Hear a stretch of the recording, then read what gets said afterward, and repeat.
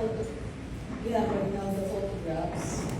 The one on the left is the photograph of the president, and the one on, the one on the right is the photograph of the president.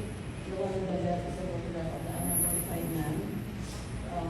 These photos were taken from the video presented to us by our cybercrime division. It was submitted to laboratory examination using the spectral comparator and the forensic image analyzer, using different wavelengths of light and different sources of light. In this case, we use the white light for the first two images, particularly focusing on the ear as it appears on the photograph of the president and on the ear of the unidentified man. We also use infrared light to examine the contour of the ear or the shape of the ear. And the more detailed anatomical explanation will be discussed by our forensic medical officer to describe the differences between the two contours of the ear.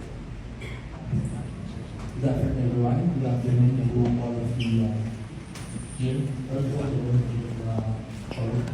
So, if I may refresh your anatomy of the ear, this is the helix, this is the antihelix, this is the lobule, this is the tragus, this is the antitragus, and this is the intertragal notch.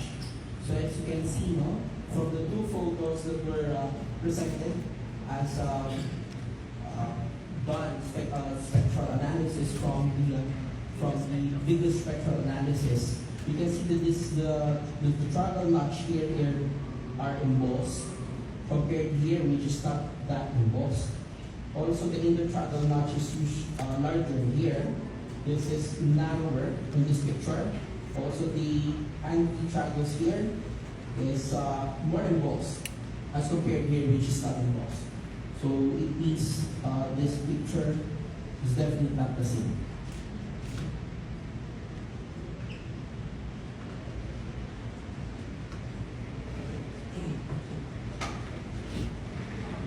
Teka muna, pakita lang natin ito. Ito lang ha, hindi naman kasi po doktor ha, pero tingnan niyo po itong ibabaw na ito. Ang tawag nila helix, yung parang talukar.